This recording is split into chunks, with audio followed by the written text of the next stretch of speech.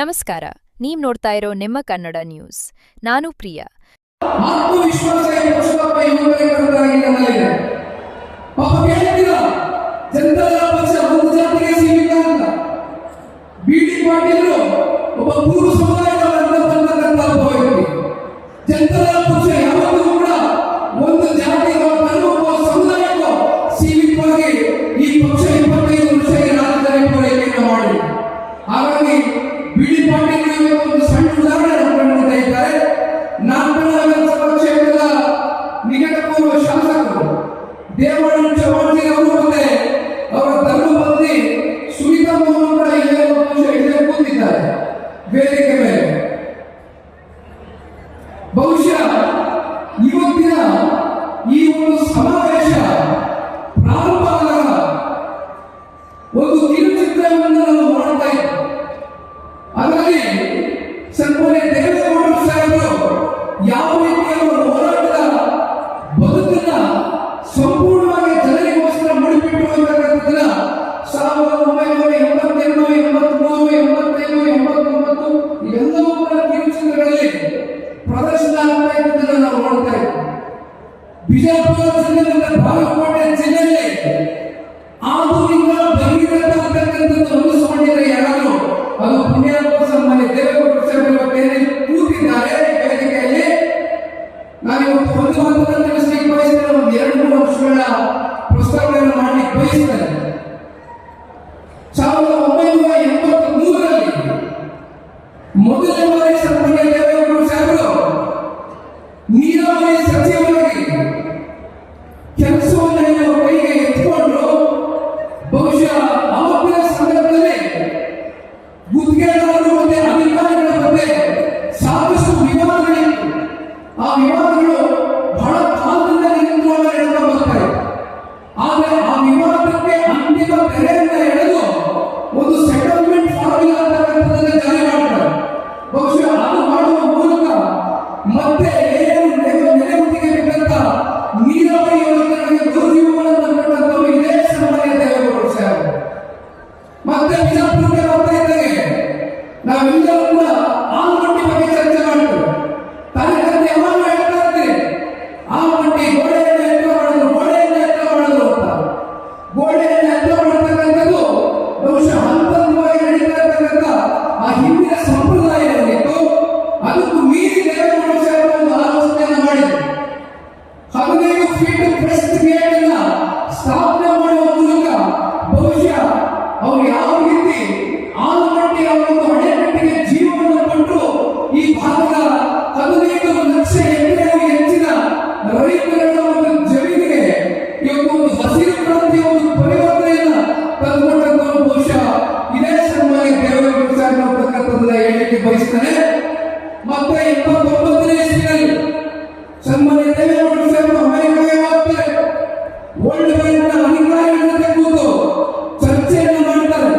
ಯಾವ ನಮ್ಮ ರಾಜ್ಯದಲ್ಲಿ ನೆನೆಗುತ್ತಿಗೆ ಬಿದ್ದಿರತಕ್ಕಂಥ ನೀರಾವರಿ ಯೋಜನೆಗಳಿವೆ. ವರ್ಲ್ಡ್ ಬ್ಯಾಂಕ್ನ ಅಧಿಕಾರಿಗಳ ಜೊತೆ ಕೂತು ಚರ್ಚೆಯನ್ನು ಮಾಡಿ $325 ಮಿಲಿಯನ್ ಅಂದ್ರೆ ಬಹುಶಃ ಅಲ್ಲಿಗೆ ಸಾವಿರಾರು ಕೋಟಿ ರೂಪಾಯಿಯಷ್ಟು ಆ ಒಂದು ಅನುದಾನವನ್ನು ಸನ್ಮಾನ್ಯ ದೇವೇಗೌಡ ಸಾಹೇಬರು ತಗೊಂಡು ಬರ್ತಕ್ಕಂಥದ್ದಕ್ಕೆ ಕಾರಣಕರ್ತರಾಗ್ತಾರೆ. ಈ ರೀತಿ ಅನೇಕ ಕಾಮಗಾರಿಗಳು ಬಹುಶಃ ಅವರು ಮಾಡಿರ್ತಕ್ಕಂಥದ್ದೇ ಒಂದು ಬಹುಶಃ ಮಾತಾಡ್ತಕ್ಕಂಥವರಿಗೆ ಪದಗಳಲ್ಲಿ ಒಂದು ಅದನ್ನು ವರ್ಣಿಸಕ್ಕಾಗಲಿಲ್ಲ. ಅನೇಕ ವಿಚಾರಗಳಿತ್ತು.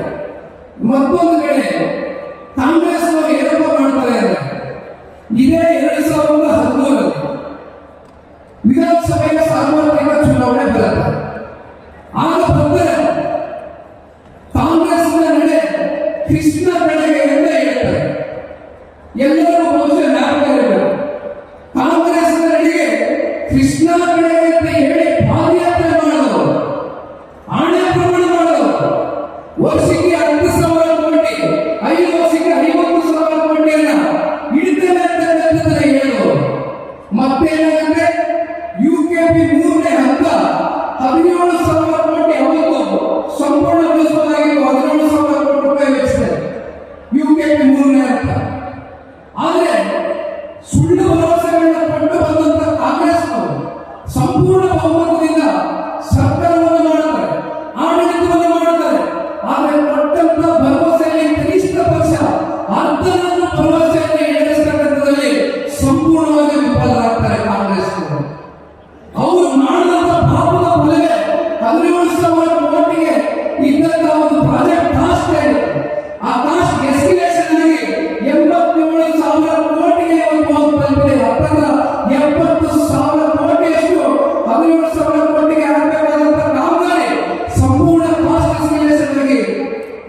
ಹಂತಕ್ಕೆ ಹೋಗಿ ತಲುಪಿದೆ.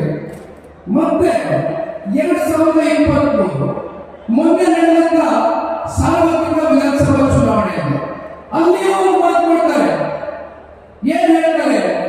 ಇಡೀ ರಾಜ್ಯದಲ್ಲಿ ನಡೆಯುತ್ತಿಗೆ ಬಿದ್ದಿರ್ತಕ್ಕಂಥ ನೀರಾವರಿ ವ್ಯವಸ್ಥೆಗಳಿಗೆ 2 ಲಕ್ಷ ಕೋಟಿ ಬರ್ತೀನಿ ಈ ವರ್ಷದಲ್ಲಿ ಅಂತ ಪ್ರಣಾಳಿಕೆಯಲ್ಲಿ ಕಾಂಗ್ರೆಸ್ ಹೇಳಿಕೊಂಡಿದ್ದಾರೆ.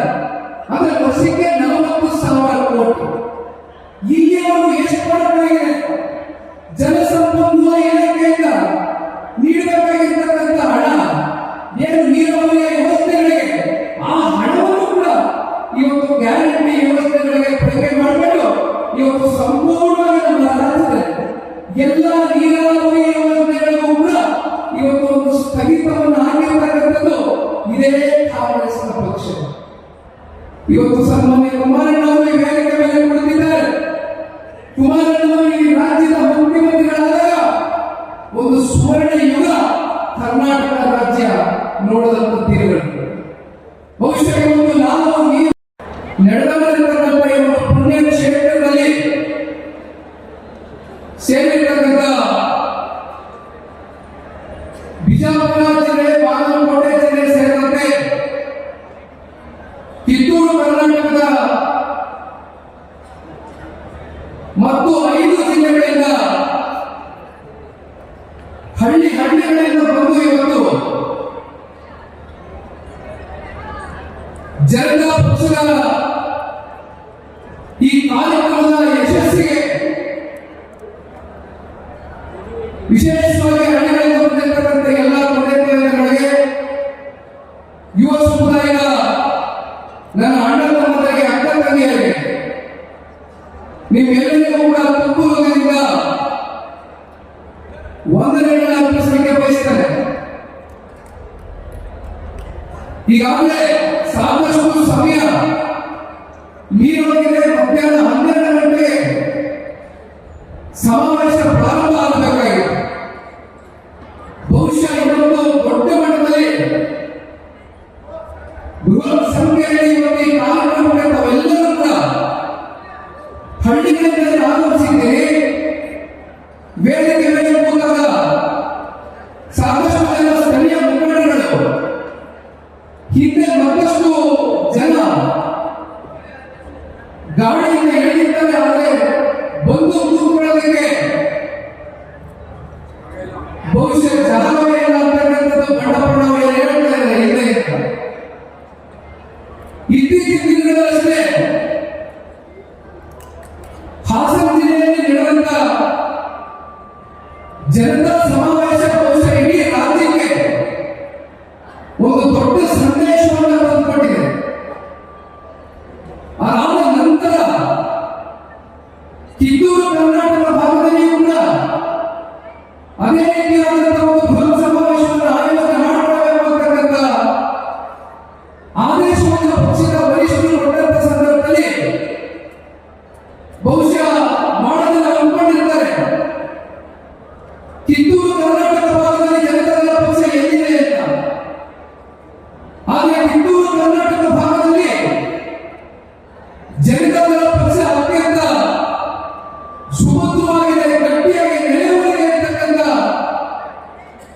ವಿಶ್ವಾಸದೊಂದಿಗೆ ತಾವೆಲ್ಲರೂ ಕೂಡ ಇವತ್ತು ಅತ್ಯಂತ ಬೃಹತ್ ಸಂಖ್ಯೆಯಲ್ಲಿ ಈ ಕಾರ್ಯಕ್ರಮಕ್ಕೆ ಆಗಮಿಸಿ ಕಾರ್ಯಕ್ರಮದ ಯಶಸ್ಸಿಗೆ ಪಾತ್ರರಾಗಿರ್ತಕ್ಕಂಥ ನೀವೆಲ್ಲರೂ ಕೂಡ ಮತ್ತೊಮ್ಮೆ ತುಂಬುವುದರಿಂದ ಧನ್ಯವಾದಗಳನ್ನು ಸಲ್ಲಿಸಲಿಕ್ಕೆ ಬಯಸುತ್ತಾರೆ.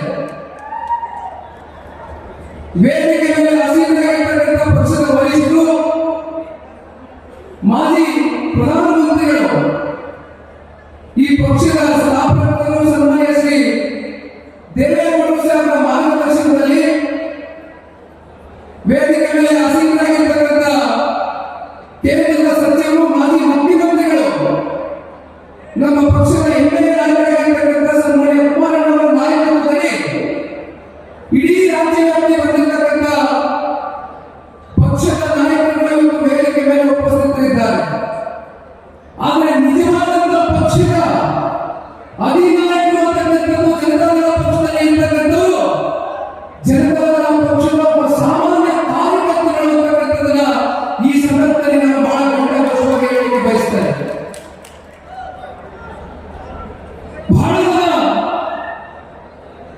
ರಾಜಕೀಯವಾಗಿ ಜನತಾದಳ ಪಕ್ಷವನ್ನು ವಿರೋಧಿಸಬೇಕು ಅಂತಕ್ಕಂಥ ದೃಷ್ಟಿಯಿಂದ, ರಾಜಕೀಯವಾಗಿ ನಮ್ಮನ್ನು ಟೀಕಿಸಬೇಕು ಅಂತಕ್ಕಂಥ ಹಿನ್ನೆಲೆಯಲ್ಲಿ ಜನತಾದಳ ಪಕ್ಷ ಕೇವಲ ಹಳೆ ಮೈಸೂರು ಪ್ರಾಂತ್ಯಕ್ಕೆ ಸೀಮಿತವಾಗಿರ್ತಕ್ಕಂಥ ಪಕ್ಷ, ಜನತಾದಳ ಪಕ್ಷ ಕೇವಲ ಒಂದು ಜಾತಿಗೆ ಸೀಮಿತವಾಗಿರ್ತಕ್ಕಂಥ ಪಕ್ಷ ಅಂತ ಸುಳ್ಳು ಅಪಪ್ರಚಾರವನ್ನು ಮಾಡ್ತಾ ಇರ್ತಕ್ಕಂಥದ್ದನ್ನು ನಾವು ಹಲವಾರು ವರ್ಷಗಳಿಂದ ನೋಡ್ತಾ ಇದ್ದೇವೆ.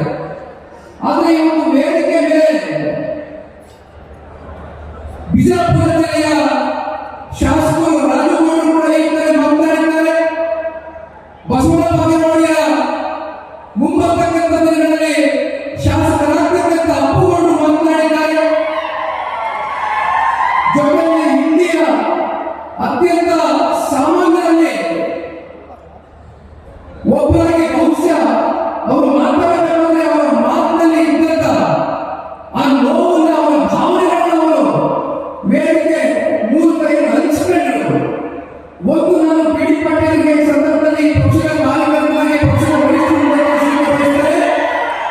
ಬಿಡಿ ಪಾಟೀಲರು ಆರ್ಥಿಕವಾಗಿ ಸಂದರ್ಭದಲ್ಲಿ ಇಲ್ಲೇ ಇರ್ಬೋದು, ಆದರೆ ಅವರಲ್ಲಿ ಇರ್ತಕ್ಕಂಥ ಒಂದೇ ಶ್ರೀಮಂತಿಗೆ ಬಹುಶಃ ಮುಂದೊಂದು ದಿನ 2 ಚುನಾವಣೆಗಳಲ್ಲಿ ಸನ್ಮಾನ್ಯ ಕುಮಾರಣ್ಣವರು ಹಾಗೂ ಸನ್ಮಾನ್ಯ ದೇವೇಗೌಡ ಸಾಹೇಬರು ಪಕ್ಷದಿಂದ ಅವರಿಗೆ ಇಂಡಿ ವಿಧಾನಸಭಾ ಕ್ಷೇತ್ರದಿಂದ ಸ್ಪರ್ಧೆ ಮಾಡತಕ್ಕಂಥ ಅವಕಾಶವನ್ನೇ ಕೊಟ್ಟಿದ್ರು.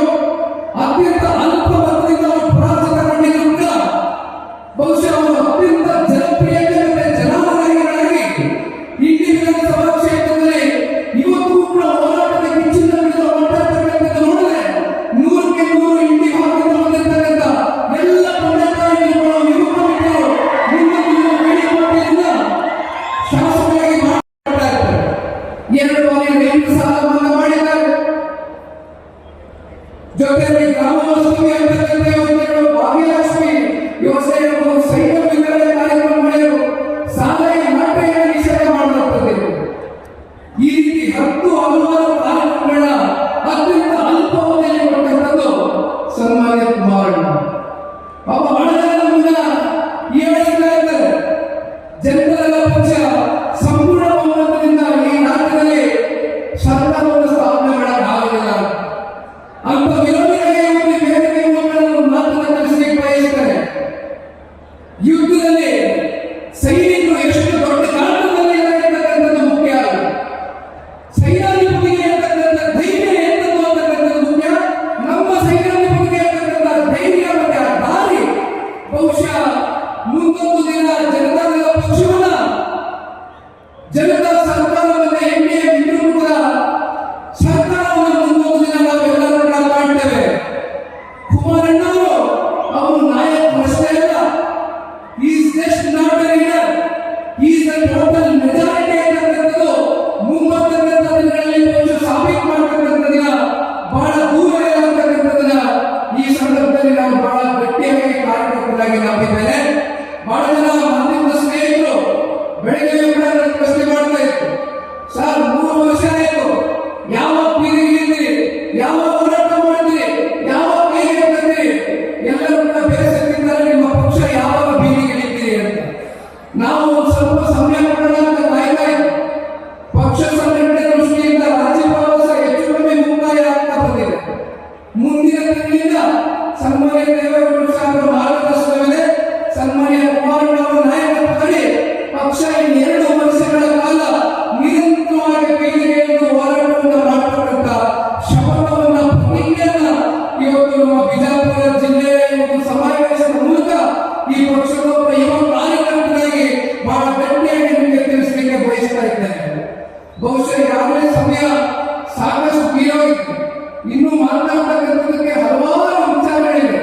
ಆದರೆ ತಾವೆಲ್ಲರೂ ಕೂಡ ಬಹಳ ದೂರದಿಂದ ಬಂದಿದ್ದೀರಿ.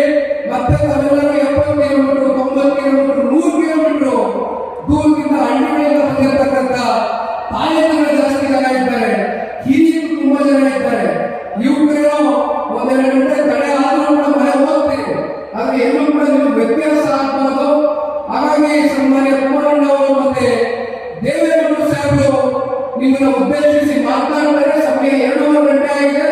ಇನ್ನೊಂದು 10-15 ಗಂಟೆ ದಯಮಾಡಿ ಯಾವ ರೀತಿ ತಾವೆಲ್ಲರೂ ಶಾಂತ